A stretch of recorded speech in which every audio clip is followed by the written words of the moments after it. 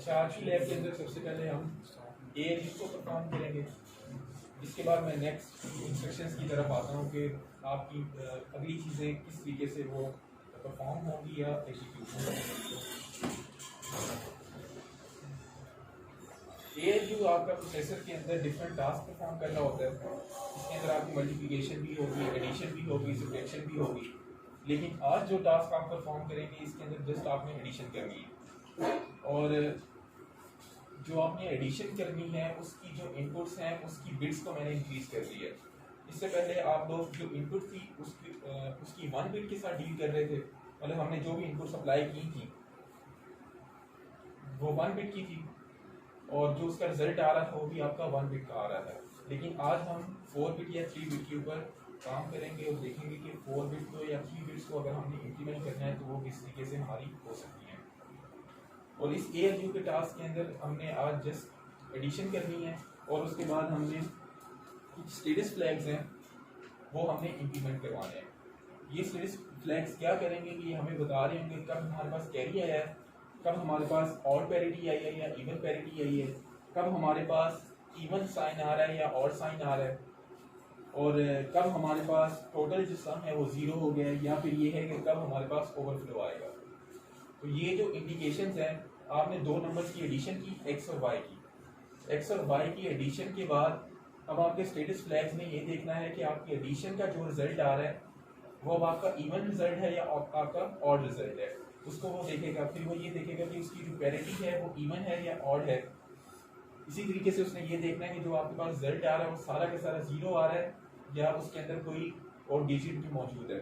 फिर इसी तरीके से उसने ये भी देखना है कि क्या आपकी एडिशन के बाद उसने कोई कैरी जनरेट किया है कि नहीं किया। तो ये सब चीज़ें आपकी स्टेटस फ्लैग्स के अंदर आएंगी, जिसको हम लोग आज के रिजल्ट में देखेंगे। और ये स्टेटस फ्लैग के लिए जो भी लॉजिक होगी वो हमने खुद कोड करनी है। अगर मैं आपको ये कहता हूँ कि एडिशन के बाद आपने कोई ऐसी लॉजिक लगानी है कि उसकी ऑड पैरिटी के ऊपर आपके पास LED ग्लो कर जाए या इवन पैरिटी के ऊपर आपकी LED ग्लो कर जाए, तो उसकी जो भी लॉजिक होगी वो आप लोगों ने खुद लगानी है। ठीक है, यहाँ तक किसी का कोई क्वेश्चन? ये पैरिटी नंबर ऑफ जीरोस होते हैं, odd parity, even parity, number of ones की। मतलब अगर आपके पास 4 बिट्स हैं, 4 बिट्स के अंदर अगर आपका एक 1 आ रहा है तो आप ऑड पैरिटी होगी। इसी तरीके से आपकी अगर 2 नंबर ऑफ वंस आ रहे हैं तो आपकी इवन पैरिटी होगी, और अगर कोई भी नंबर ऑफ वंस नहीं है वो भी आपकी इवन पैरिटी के अंदर ही काउंट होगा। ये सिंपल है कि आपकी 4 बिट एडिशन हो रही है। 4 बिट एडिशन का मतलब ये है कि आपका जो इनपुट x है ये भी 4 बिट का है, इसी तरीके से आपका जो इनपुट y है ये भी आपका 4 बिट का है, और आपका जो रिजल्ट जनरेट होगा ये भी आपका 4 बिट का होगा। इस 4 बिट की एडिशन के बाद आपके पास एक बिट एक्स्ट्रा भी आ सकती है जो कि आपकी कैरी की होगी एडिशन, और उसके बाद कैरी की भी आपके पास बिट आ सकती है। लेकिन अगर वो कैरी आपके पास आएगा तो उसको आपने इस रिजल्ट के अंदर नहीं लेकर आना, बल्कि उसको आपने कैरी के अंदर लेकर आना। ठीक है,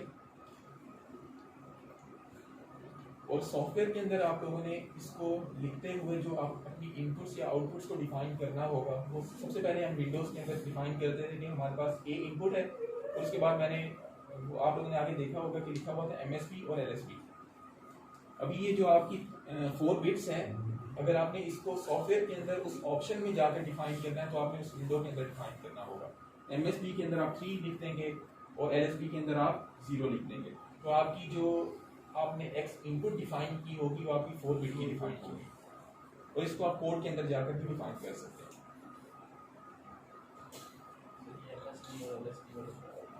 यह LSB तो आपकी लीस्ट सिग्निफिकेंट बिट होती है और MSB आपकी मोस्ट सिग्निफिकेंट बिट होती है।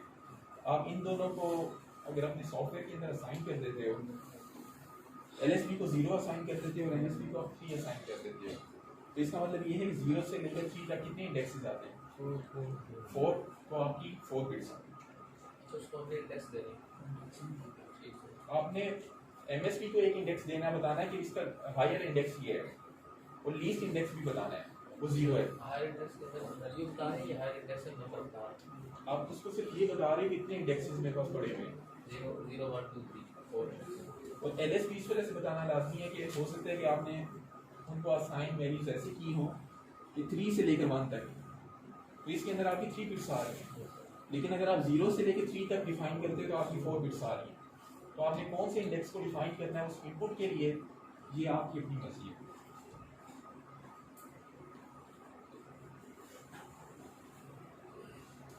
अब इसके कोड की तरफ आते हैं। हाँ यार क्या मसला है?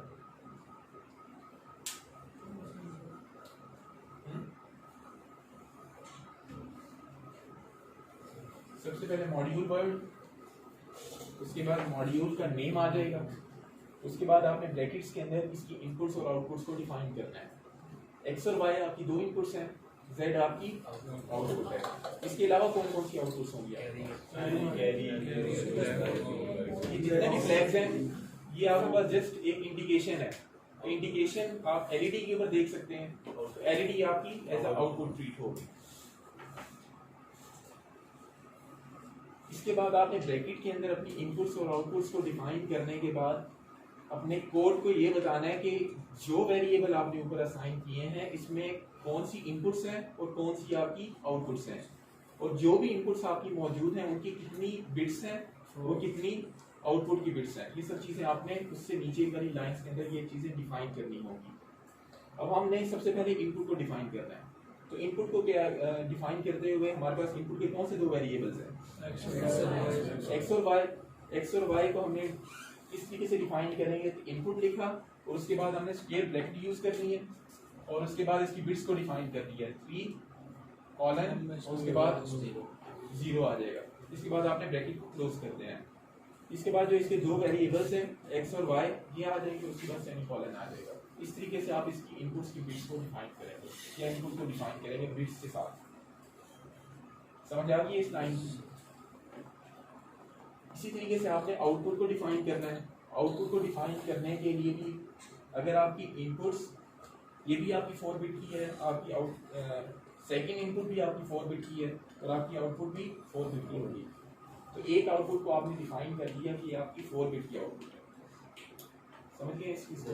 जेड आपकी 4 बिट की आउटपुट है, लेकिन आपकी जो साइन, 0, कैरी, ओवरफ्लो और पैरिटी है ये आपकी 1 बिट की है, ये आपकी 4 बिट की नहीं है।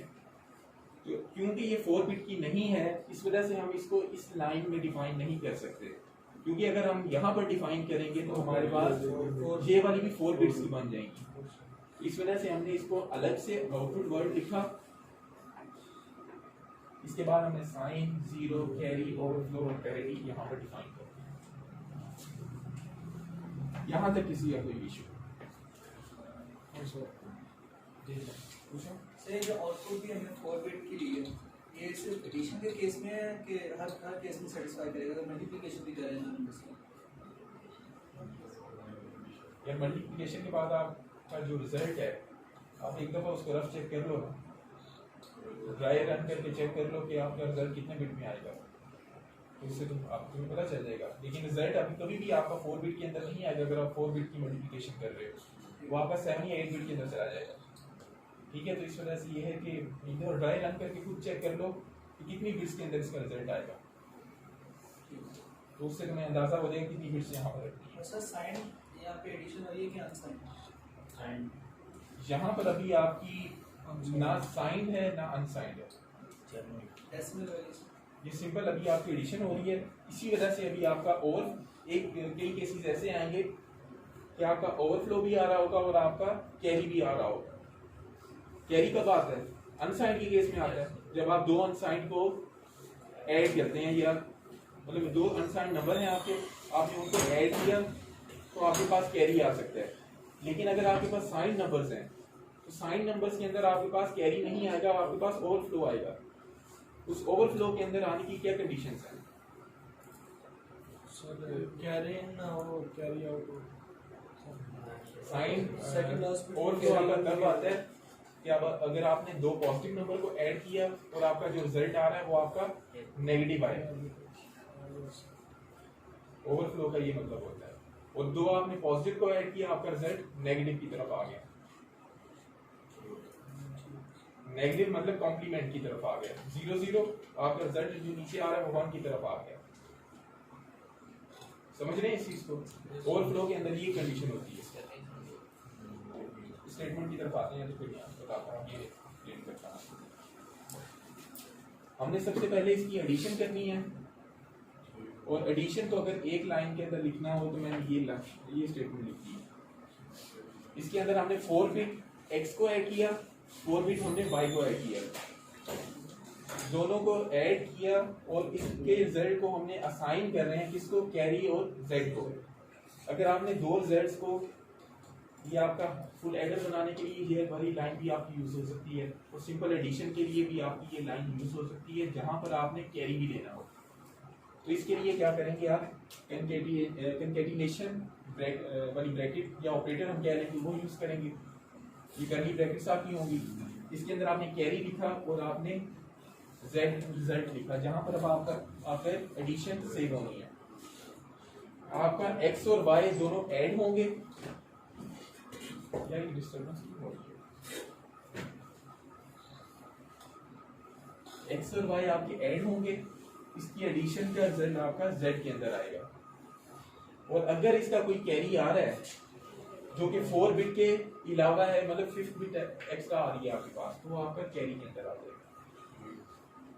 और अगर आपने इससे फुल एडर इंप्लीमेंट करना हो तो फुल एडर इंप्लीमेंट करने के लिए आपने जस्ट क्या करना है, यहाँ पर सी इन करते हैं, a plus B plus carry in तीनों की एडिशन होगी। एडिशन के बाद जो आपके पास सम आ रहा होगा वो आपका z के अंदर आ जाएगा, और जो आपका कैरी होगा वो आपका इसके अंदर आ जाएगा। इसके नेम इंटरचेंज करने से फर्क नहीं पड़ेगा।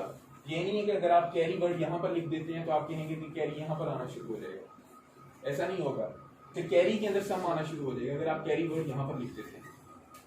अगर कैरी भी 4 बिट होता फिर तो फर्क पड़ेगा। क्या फर्क पड़ेगा? सर नेम इंटरचेंज करने से फर्क नहीं पड़ेगा। सो कैरी इन जो है वो भी 1 बिट का होगा, उसकी फर्स्ट बिट यूज हो जाएगी। सर रिजल्ट स्टोर करने पे अगर आप कैरी भी 4 बिट का काटते हैं और जी की जगह कैरी लिखते हैं, कैरी की जगह जी, फिर वही होता है कि फर्क नहीं पड़ेगा। देखो कैरी तुम यहाँ पर लिख देते हो और 4 बिट का कर देते हो, तुम्हारे जो सम का रिजल्ट है वो कैरी में आना शुरू हो जाएगा। मेरे कहने का ये मतलब है कि वर्डिंग चेंज करने से फर्क नहीं पड़ता ऑपरेशन के ऊपर।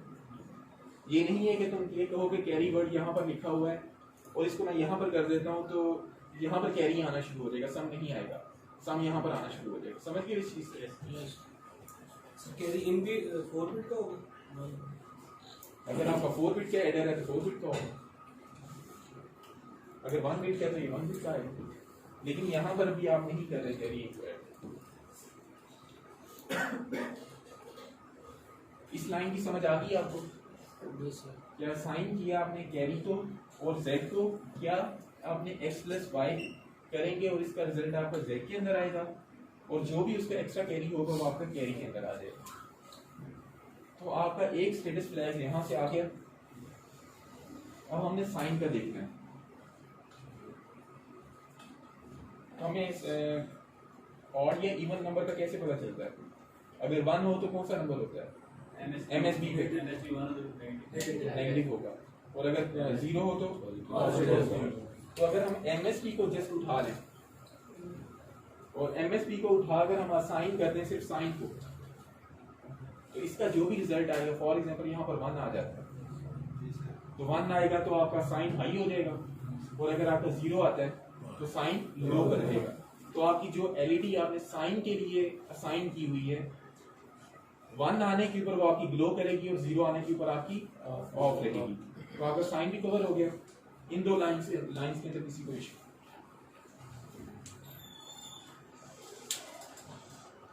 ये आपको इवन और ऑड का तो MSB से पता चल रहा होता है ना, अगेन एक्सप्लेन कर देता हूं।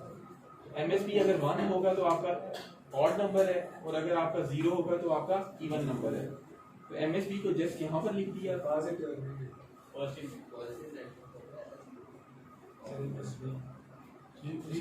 सही है ना? ठीक है सर। अब 0 देखते हैं कि आपका रिजल्ट, फॉर एग्जांपल आपने x की सारी वैल्यूज को 0 रखा है, आपने y की सारी वैल्यूज को 0 रखा है, आपका रिजल्ट क्या आएगा? 0 आएगा। तो जब 0 रिजल्ट आए तो आपने उसका स्टेटस फ्लैग भी ऑन करना है कि आपके पास रिजल्ट जो आ गया वो 0 आ गया। तो उसके लिए आप क्या कर सकते हैं? किसी और की क्या लॉजिक आपके माइंड में आ रही हो? कंपेयर कर कैसे कंपेयर करोगे?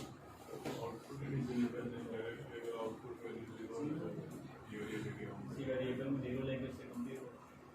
सर अगर दूसरा कोई नंबर है कि आइडियल बतानी कि आउटपुट 0 आ गई तो उस पे वो शो करेगी एलईडी ऑन हो रही है। देखो अगर सारे के सारे 0 हों और उसको हम और कर दें, आपका रिजल्ट क्या है? सारे 0 है और उसको हम नॉट कर दें, 1 आ जाएगा। एक भी आपके पास 1 हो जाए और उसको आप और करते हैं तो आपके पास रिजल्ट क्या आ रहा है? 1 आ रहा है। 1 को आप नॉट करते हैं 0। तो आप ऐसे कर लेना कि सारे के सारे z को आप और करें और करने के बाद उस रिजल्ट को आप नॉट कर लेंगे। और करेंगे तो सिर्फ और सिर्फ आपका रिजल्ट 0 कब होगा? जब आपका 0 आ रहा होगा। वैसे अगर आपका एक भी 1 है तो आपका रिजल्ट 1 आ जाएगा और 1 को अगर आप नॉट करते हैं तो वो 0 पे चला जाएगा, तो आपकी एलईडी ग्लो नहीं करेगी। तो आपने सबको और किया, आपके पास जब सारे के सारे 0 आएंगे तो आपका और का रिजल्ट 0 होगा और 0 के ऊपर अगर आपने नॉट अप्लाई किया तो आपका 1 चला जाएगा। सर जो 0 के साथ जो एलईडी होगी अगर वो ऑन हो गई तो इसका मतलब है कि आपका जो सारे रिजल्ट्स हैं वो 0 आ जाएंगे। आपके पास वैसे Z की एलईडी सारी की सारी ऑफ होंगी, इसकी 4 एलईडीज होंगी Z की, क्योंकि आपने 4 बिट्स डिफाइन किए हैं, हर बिट की एक एलईडी होगी। ये सारी की सारी एलईडीज आपकी ऑफ होंगी, लेकिन जस्ट ये है कि एक लॉजिक बनाने के लिए कि अगर आपने अलग से देखना है तो वो किस तरीके से आप देख सकते हैं। तो इसकी एलईडी आपकी ऑफ होगी। फिर और ये इवन पैरिटी को कैसे चेक करते हैं, ये तो आपने डीएलडी में पढ़ा होगा।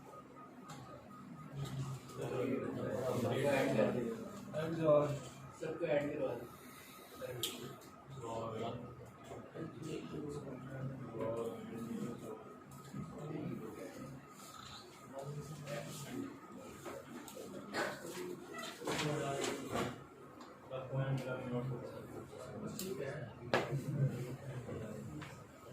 एक्सऑर आपका कौन सी पैरिटी के लिए यूज होता है? और पैरिटी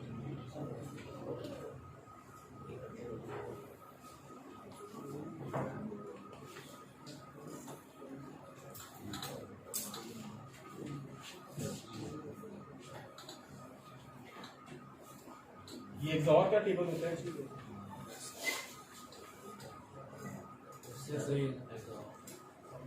और अगर आपने एक्सनॉर का टेबल बनाना है तो ये बन जाएगा। अगर मैं ये कहता हूँ कि आपने इवन पैरिटी के लिए इसको ऑन करना है तो आप एक्सनॉर को इंप्लीमेंट करेंगे, क्योंकि 0 0 के ऊपर आपको 1 दे रहा है और फिर 1 1 के ऊपर आपको 0 दे रहा है। जहां पर आपके पास नंबर ऑफ वंस ऑड हैं वहां पर आपका रिजल्ट 0 आ रहा है। तो आपकी ऑड पैरिटी के लिए आपका कौन सा यूज होगा? एक्सऑर यूज होगा। और आपकी इवन पैरिटी के लिए आपका एक्सनॉर यूज होगा। समझ गए?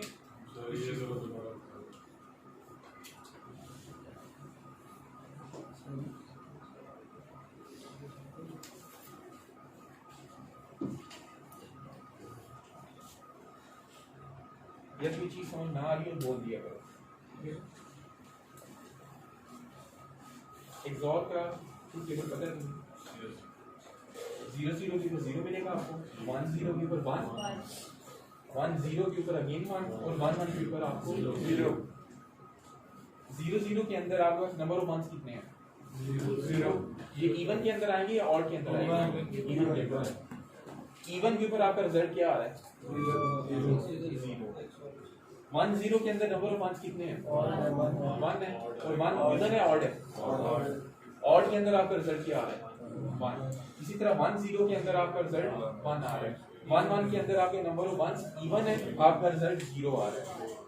तो ऑड पैरिटी चेक करने के लिए हम क्या यूज कर सकते हैं? एक्सऑर गेट, जहां पर आपको 1 मिलेगा। इसी तरीके से अगर मैं ये कहता हूँ कि आपने इवन पैरिटी चेक करनी है तो इवन पैरिटी के अंदर 0 0 के ऊपर आपको एक्सनॉर के अंदर 1 मिलेगा, बाकी 1 0 और ये 0 1 और 1 इन दोनों के अंदर आपको एक्सनॉर के अंदर 0 मिलेगा, जबकि 1 1 के ऊपर आपको एक्सनॉर के अंदर 1 मिल रहा है।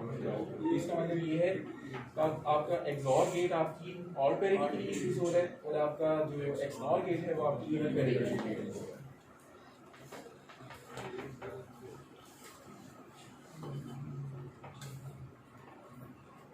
इवन पैरिटी के लिए एक्स नॉट बिट आप ऐसे इंप्लीमेंट कर सकते हैं कि जेड जो भी रिजल्ट आपका आ रहा है आपने उसको एक्सॉर किया और उसके बाद आपने इसको नॉट कर दिया। और ये जो आपके ऑपरेटर्स हैं ये आपने लेफ्ट साइड के ऊपर लगाने हैं, राइट साइड के ऊपर नहीं लगाने, ये इसके ऊपर अप्लाई नहीं होंगे, आपका एरर आ जाएगा। यहाँ तक किसी का कोई इशू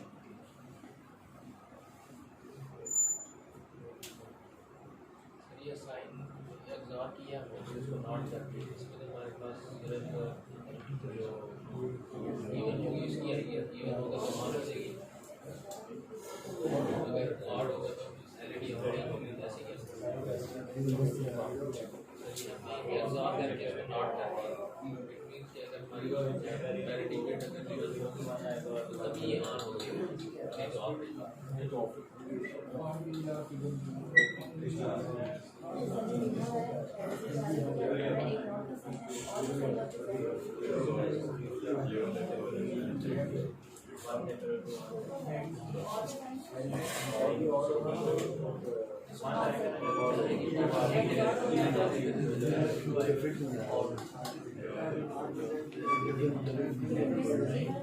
सर एक्सॉर का जो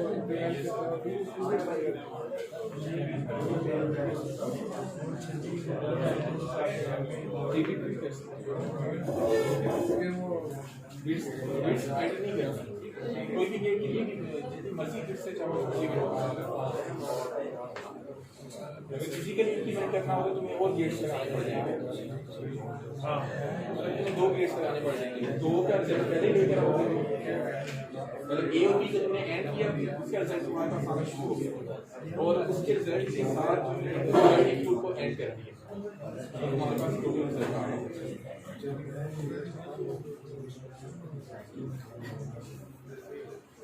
समझ गए?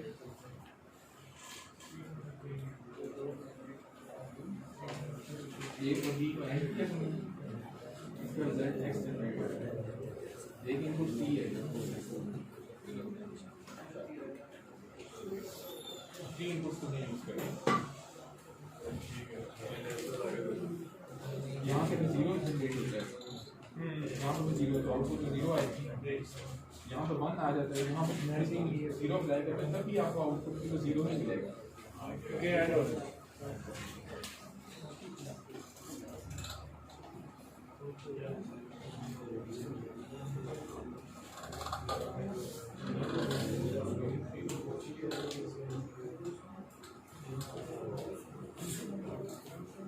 अच्छा ओवरफ्लो आप क्या कह रहे होते हैं कि ओवरफ्लो आपके पास कब आएगा? ओवरफ्लो की आपके पास 2 कंडीशंस होती हैं,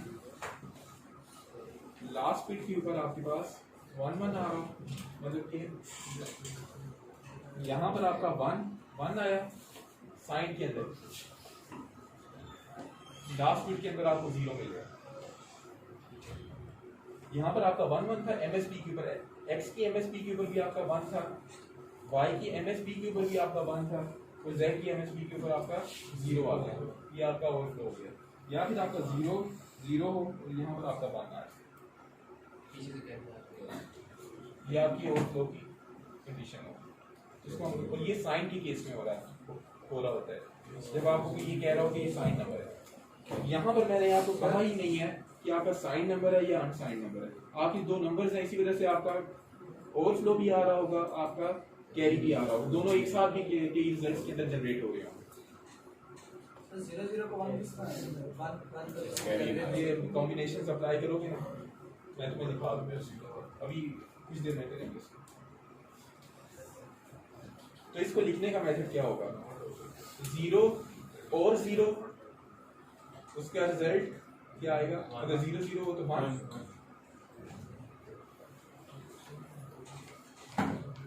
पहले 1 1 को देख लेते हैं। अगर 1 1 आता है, 1 एंड का मतलब यहाँ पर और होता है, 1 और 1 आया और इसके ऊपर आपका नॉट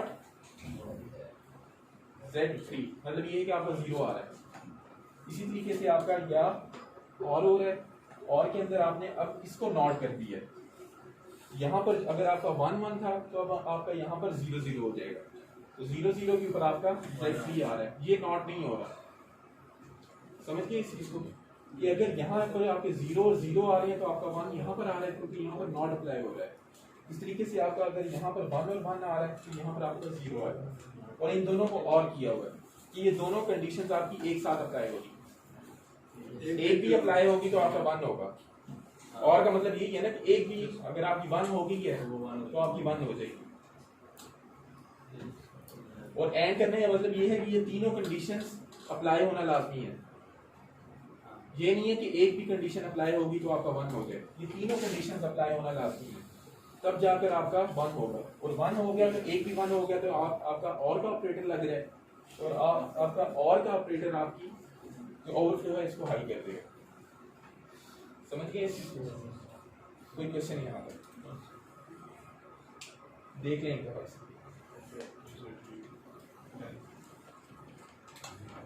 चलिए अब वेरी लॉग को थोड़ा सा और देखते हैं कि वेरी लॉग के अंदर क्या क्या चीजें हो गई।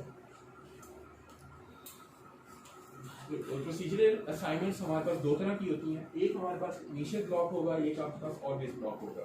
ये अभी क्लास के अंदर कर लिया है आपने, फिर तो इसको गुजारते हैं। इनिशियल ब्लॉक आपका एक दफा एग्जीक्यूट करता है। इनिशियल ब्लॉक के अंदर आपने बिगिन और एंड के बीच में जितनी भी लाइंस लिखी हैं वो जस्ट एक दफा एग्जीक्यूट होंगी।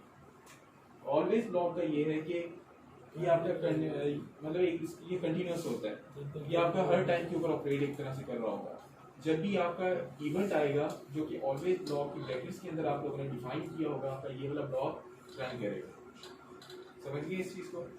ये जस्ट आपका एक दफा रन करेगा और ये आपका हर टाइम के ऊपर रन करेगा जब आपने इस तरह की ब्रैकेट्स के अंदर जो भी आपने इवेंट डिफाइन किया होगा वो आपका चेंज होता है या आपका रन होता है, उसके अगेंस्ट आपका ऑलवेज ब्लॉक हमेशा एग्जीक्यूट होगा। स्टेरिंग डाल दो तो सारे इवेंट्स इसमें, लेकिन उसके अंदर देखो, उसके अंदर तो हो सकता है तुमने किसी वेरिएबल के ऊपर उसको ना चेंज करना, वो लॉजिक हो जाएगा। तो तुमने स्टार डाल दिया है। स्टार डालने का मतलब ये है कि जितने भी वेरिएबल्स डिफाइन है अगर एक भी चेंज होता है तो तुम्हारे ऑलवेज ब्लॉक में एग्जीक्यूट होना है। लेकिन हो सकता है कि तुम कोई ऐसा वेरिएबल चेंज कर दो जो कि चेंज करना रिक्वायर्ड नहीं था। तो रिक्वायर्ड अगर आपके पास आपने दो इनपुट्स डिफाइन की हैं ए और बी, और आपको रिक्वायर्ड ये है कि आप जस्ट ए को चेंज करें तब आपके पास ऑलवेज ब्लॉक रन करें, तो आप ए को इवेंट के अंदर डिफाइन करेंगे ना, बी को तो डिफाइन नहीं करेंगे। अगर आपने स्टार डाल दिया तो आपका बी भी डिफाइन हो गया। तो इस वजह से ये है कि आपने वही चीजें डिफाइन करनी है जिसको चेंज करना रिक्वायर्ड होगा। और इसको लिखने का मैसेज ये है कि ऑलवेज वर्ड यूज करेंगे और यही वाला ब्लॉक हम यूज करेंगे, इनिशियल को यूज नहीं करेंगे। एट द रेट और उसके बाद ब्रैकेट के अंदर आपने इवेंट को डिफाइन कर देना है। मक्स के केस के अंदर अगर हमने इवेंट डिफाइन करना हो तो हमारी सिलेक्ट लाइंस होती हैं, तो हम अगर सिलेक्ट लाइन हम ऐसा इनपुट ट्रीट कर रहे हैं कि हमारी सिलेक्ट लाइन 0 0 से 0 1 के ऊपर चेंज हो तो हमारे पास आउटपुट के ऊपर z चेंज हो जाएगा। तो हमारा इवेंट क्या है? अब सिलेक्ट लाइन हो गया है, तो जैसे ही हम अपनी सिलेक्ट लाइन को चेंज करेंगे हमारा ये ब्लॉक एग्जीक्यूट होगा। समझिए इस चीज को। इसी तरीके से हम इसकी और इनपुट्स को भी डिफाइन कर सकते हैं जो कि मक्स की दूसरी इनपुट्स होती हैं। ये चार भी तो इनपुट्स होती हैं, और ये दो सिलेक्ट लाइंस होती हैं। अब आपकी अपनी मर्जी है कि आप इन इनपुट्स को डिफाइन करना चाहते हैं इसमें कि नहीं, या इनको कोई कांस्टेंट ट्रीट कर सकते हैं। अगर आप इनको भी डिफाइन कर देते हैं तो फिर आपकी अगर ये वाली इनपुट चेंज होती है तब भी आपका ऑलवेज ब्लॉक रन होगा, आपकी ये वाली इनपुट चेंज होती है तब भी आपका ऑलवेज ब्लॉक रन होगा। तो जिन भी चीज़ों को आपने यहाँ पर डिफाइन किया होगा वो उसके चेंज होने के ऊपर आपका ऑलवेज ब्लॉक रन होगा। Always statement at the rate bracket के अंदर आपने अपनी इवेंट को डिफाइन करना होगा, और बिगिन और एंड आप लोगों ने लिखकर इसको लिखना होगा। और बिगिन और एंड आपने तब लिखना होगा जब आपकी दो से ज्यादा मतलब कि एक से ज्यादा लाइन्स हो। एक लाइन है तो आपको ये लिखने की जरूरत नहीं है, लिख दें तो कोई एरर नहीं आएगा आपका। लेकिन अगर आपकी एक से ज्यादा लाइन्स हैं तब आपको ये लिखना लाजमी है।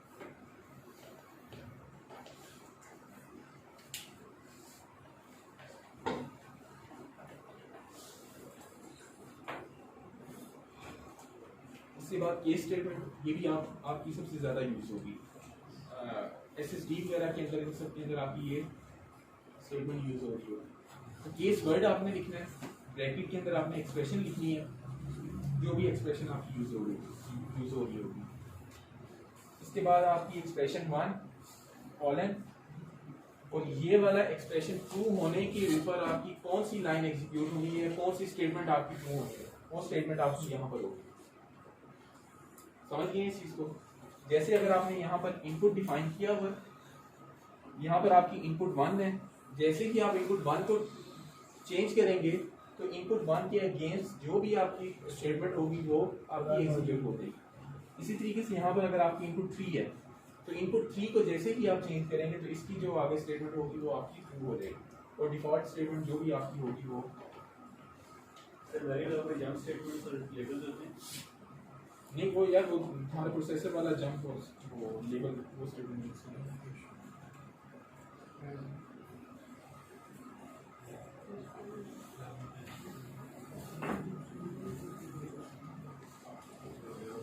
ये अच्छे तरीके से समझ उस टाइम पर आएंगी जब हम इनको परफॉर्म करेंगे। ये जस्ट अभी इसको देखें तो याद करने की इसको जरूरत नहीं है, सर इसमें लेकिन जब इसको कोड के अंदर आएंगे तो फिर ये खुद ही चीज़ समझ आ जाएगी कि किस तरीके से perform सर इसमें वो एक्सप्रेशन जो है वो जोन से एक्सप्रेशन डले होंगे उसके अगेंस्ट जो अगेंस्ट ये स्टेटमेंट्स होंगे। यस सर, तब हमें ये डिफाइन करना होता है कि हमारी स्टेटमेंट किस एक्सप्रेशन के ऊपर रन करनी है। जो चेंज होगा एक्सप्रेशन उसके अगेंस्ट वो स्टेटमेंट। इसी तरीके से इफ एल्स की स्टेटमेंट है, इफ आ जाएगा, उसके बाद ब्रैकेट के अंदर आपने कंडीशन को डिफाइन करना है। अगर वो कंडीशन ट्रू है तो आपकी ये वाली लाइन एग्जीक्यूट होगी। एल्स इफ के अंदर जैसे कि आप सी के अंदर कर रहे होते हैं, सेम वही वाला पैटर्न है कि इफ के अंदर आपने कंडीशन डिफाइन की, उसके बाद एल्स इफ के अंदर आपने कंडीशन डिफाइन की, और एंड के ऊपर आपने एल्स के अंदर डिफाइन करनी है। अगर आपके पास 2 लाइंस हैं तो आपने इफ एल्स के अंदर डिफाइन करनी है, एल्स इफ के अंदर आपने नहीं आना। ये केस की तरह काम कर रहे हैं, फेस और केस ये सब काम कर रहे हैं।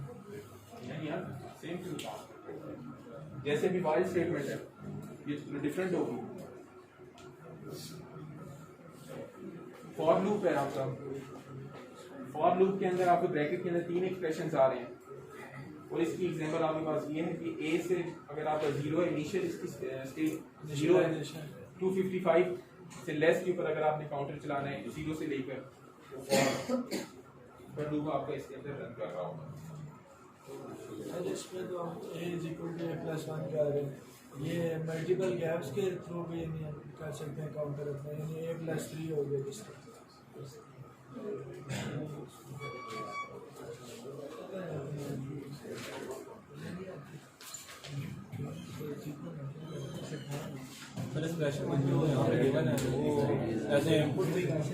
वाइल के अंदर आपका जब तक ये वाला एक्सप्रेशन ट्रू नहीं होता वो चीज आपने करनी चाहिए।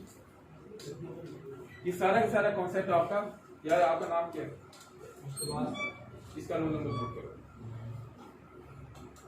अटेंडेंस शीट किधर है? बस अटेंडेंस शीट पे इसका रोल नंबर नहीं है।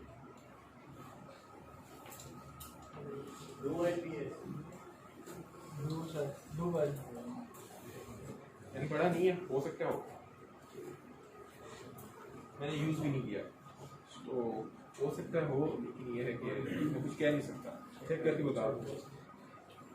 लेकिन जो लूप्स मैंने यूज किए हैं वही वाले मैंने आपके लिए तो अच्छे नहीं, और इसका सेम पैटर्न है जो कि आपकी सी लैंग्वेज के अंदर होता है। इसके बाद आपके पास ब्लॉकिंग और नॉन ब्लॉकिंग, ये बहुत ज़्यादा इंपॉर्टेंट है, ये भी क्लास में करनी है आपको।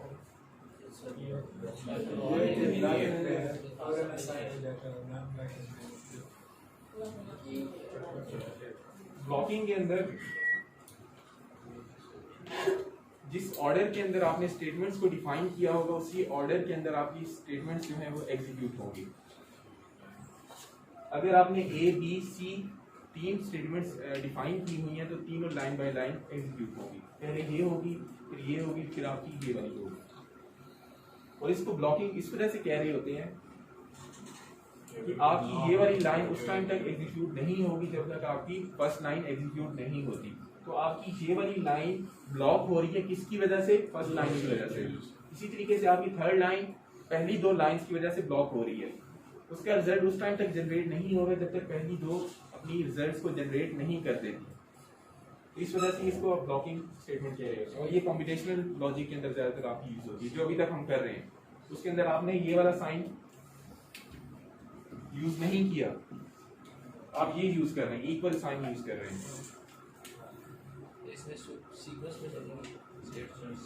और नॉन बताता हूँ, नॉन ब्लॉकिंग के अंदर ये होगा कि सबसे पहले आपकी जो जितनी भी लाइंस हैं, अगर आपने 10 लाइंस लिखी हैं या 11 लाइंस लिखी हैं, सारी की सारी लाइंस एक दफ़ा इवेलुएट होंगी और अगले क्लॉक साइकिल के अंदर वो असाइन हो जाएंगी।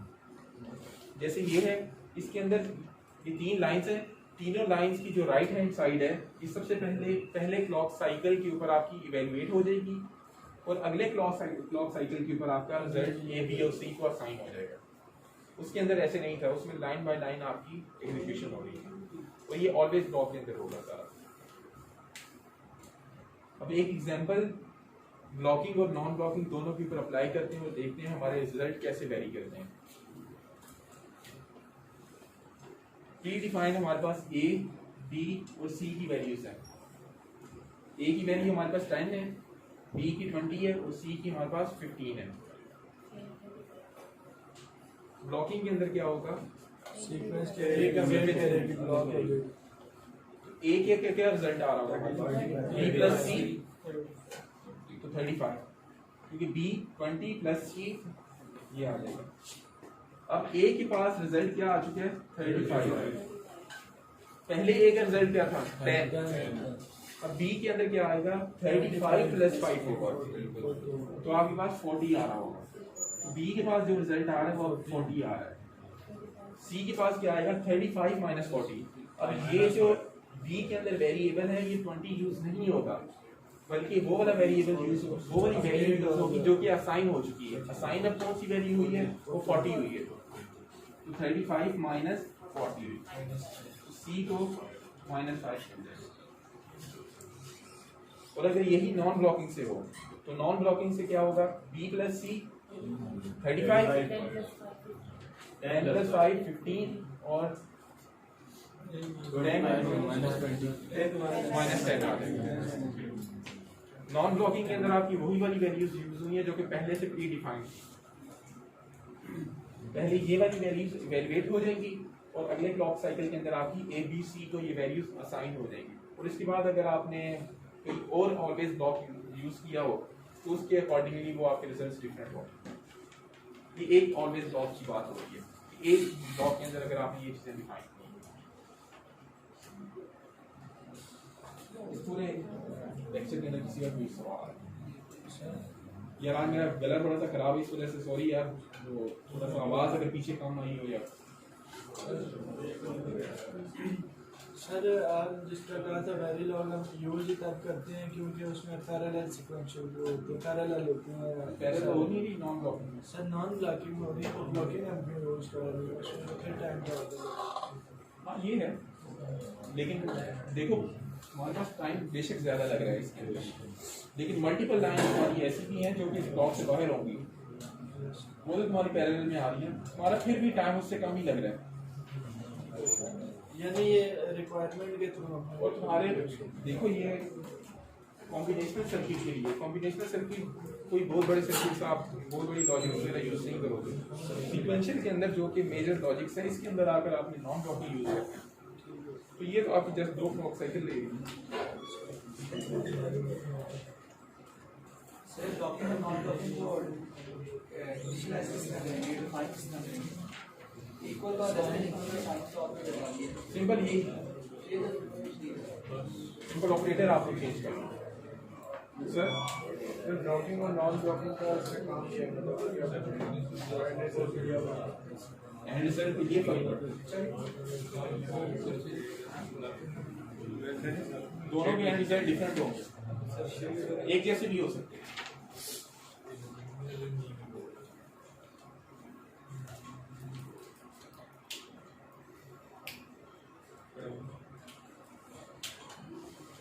पूरी क्लास किसी को समझ नहीं आई, तुमने पूरी क्लास को ब्लॉकिंग और नॉन ब्लॉकिंग के बीच में डिफरेंस क्लियर करना। आ जाओ सामने, तुम्हें अभी आनी भी नहीं है। पीछे जाकर खड़े हो गए।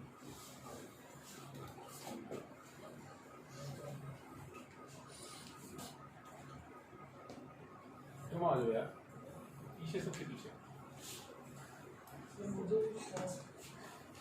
तो मैं इधर फारसी बोल रहा हूँ, तुम लोगों से मैंने इतनी दफा कहा है कि बताओ कि अगर तुम लोगों को समझ नहीं आ रही, एक को समझ नहीं आई, दूसरी को समझ नहीं आई।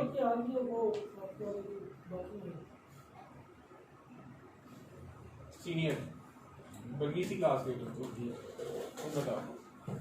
सर जो ब्लॉकिंग स्टेटमेंट में इनमें लाइन बाय लाइन एग्जीक्यूट होगा सर, जैसे हमारे पास a प्लस बी है सर, b प्लस सी है सर, इसको एग्जीक्यूट करेगा, जो रिजल्ट आएगा नेक्स्ट लाइन में b है, उसमें a की वैल्यू जो अभी आई है हमारे पास उसको यूज़ करेगा सर। जबकि नॉन ब्लॉकिंग में ऐसा नहीं होता सर, लाइव वो पहले